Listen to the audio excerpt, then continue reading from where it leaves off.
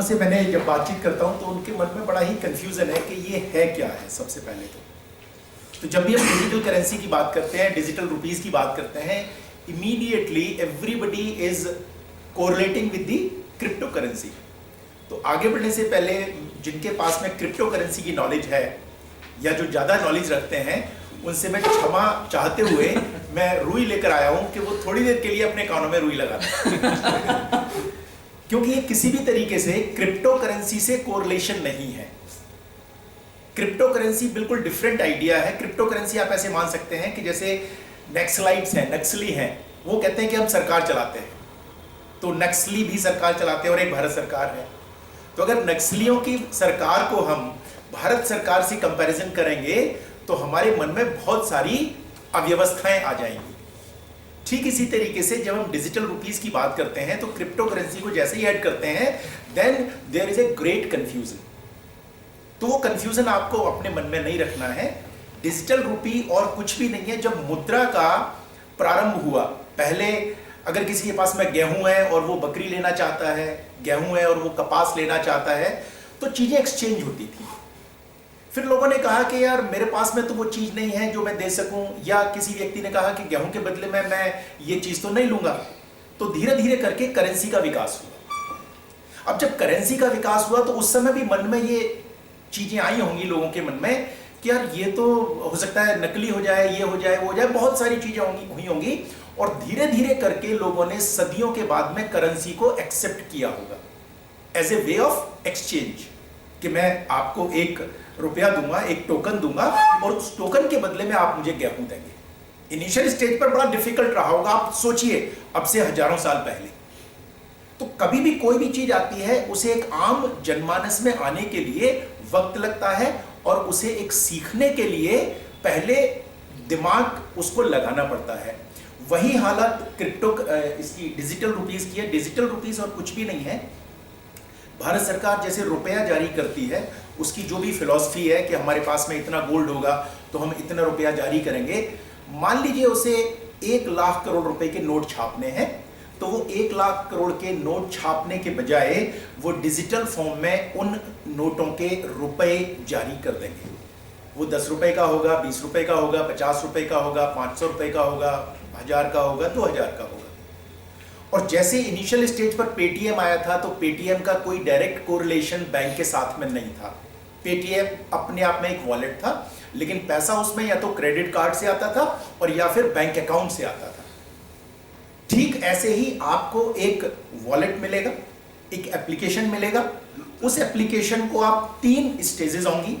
एक बिना केवाईसी के, जिसमें एक सर्टेन अमाउंट तक आप रख सकेंगे। दूसरा केवाईसी के साथ में, और तीसरा केवाईसी के साथ में with the correlated with your bank account.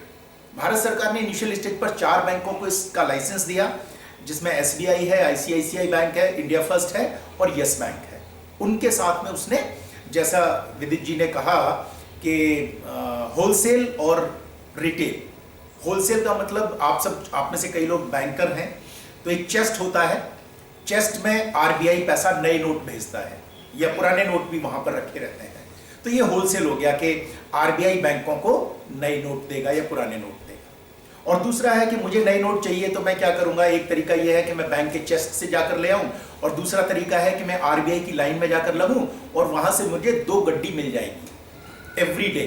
आपको शायद पता होगा कि अगर आप लाइन में लगते हैं तो जो 2 गड्डी चाहिए आप उतना दूसरी करेंसी दीजिए और आपको नए नोट की करेंसी मिल जाएगी। सो ये होलसेल और रिटेल का करेंसी का मार्केट हो गया। ठीक इसी तरीके से भारत सरकार ने पहले बैंकों को कहा कि आप ये करेंसी लीजिए हमसे और उसे फिर मार्केट में डिस्ट्रीब्यूट कीजिए। और दूसरा ये है कि आरबीआई डायरेक्ट लोगों को देगा कि अगर आपको डिजिटल करेंसी चाहिए तो आप ले जा सकते हैं, लेकिन आपके पास में एक एप्लीकेशन होना चाहिए। वो एप्लीकेशन फाइनेंशियल इंस्टीट्यूट्स आपको देंगे, चाहे वो बैंक्स हो सकते हैं या दूसरे कोई भी इंस्टीट्यूट हो सकते हैं। वहां पर बैंक का होना आवश्यक नहीं है। जैसे मेरे पास में ये पर्स है, जिसे हम सामान्य लैंग्वेज में बटुआ कहते हैं, तो इसी तरीके से आपके मोबाइल एप्लीकेशन में एक एप्लीकेशन हो जाएगा।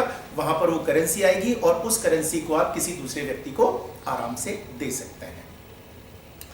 अब बात आती है कि इसमें टेक्नोलॉजी कौन सी होगी। टेक्नोलॉजी ये कतई जरूरी नहीं है कि इंटरनेट, जैसे आपने कई पिक्चरों में देखा होगा कि मैंने ये एक मोबाइल रखा हुआ है, ये दूसरा मोबाइल रखा हुआ है, यहाँ से मैं 500 रुपये ऐसे करूँगा और वो मुझे जाते हुए इस मोबाइल में दिख जाएगा। इस टाइप के ट्रांजेक्शन्स आगे चल के होने लगेंगे। जैसे मैं फिजिकल 500 रुपये का नोट निकालूं और आपको दूं, वैसे ही मैं हाथ से उठाऊंगा और वो नोट आपके वॉलेट में चला जाएगा। सो ये सारी चीजें फ्यूचर की टेक्नोलॉजी हैं। जहां तक बात करते हैं हम कि ये पॉपुलर कितने समय में होगा, नोबडी नोज, क्योंकि जब भी कोई नई चीज आती है एक आम आदमी को समझने में, ये भारत की स्थिति नहीं है, अक्रॉस द ग्लोब हर जगह लोकल कुछ समस्याएं होती हैं। पहले लोग, जो दो तरह के लोग होते हैं, जो हर एक में समस्या ढूंढते हैं, और एक व्यक्ति होता है उस समस्या के बदले में अपनी सहूलियत देखता है।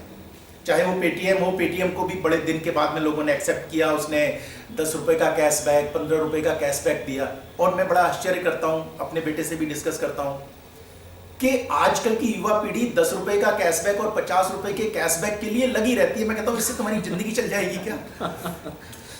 मतलब जीवन इतना महंगा है जहां 10-20 हजार रुपए की कोई अहमियत नहीं है, और लोग 10 रुपए और 20 रुपए के कैशबैक के लिए बहुत सारे जतन करते हैं कि पता नहीं उन्हें क्या मिलने वाला है। सो इसमें ऐसा मैं नहीं समझता कि इसमें ऐसा होगा। पेटीएम ने अपने आप को पॉपुलर करने के लिए वो सब चीजें की, लेकिन यहाँ ऐसा नहीं होगा। जब धीरे धीरे करके मार्केट में डिजिटल करेंसी बहुत ज्यादा अवेलेबल होगी तो हमारे और आपके पास में भी नॉर्मल रूटीन में वो आने लगेगी। हम आम खरीदने के लिए गए और वहां पर हमने 500 रुपए का नोट दिया, तो वो कहेगा कि बाबूजी खुले तो है नहीं है, मैं आपको 300 रुपए मोबाइल से ट्रांसफर कर देता हूं। तो आपको जाने अनजाने में वो करेंसी लेनी पड़ेगी, और साल 2 साल 3-4 साल के बाद में ये बिल्कुल आम नोटों की तरह से हो जाएगा। इट माइट बी पॉसिबल कि वो 10 साल भी लग सकते हैं, 5 साल भी लग सकते हैं, लेकिन ये डेफिनेटली उसी तरीके से करेंसी के रूप में काम करेगी जैसा कागज का रुपया चलता है। So this is my opinion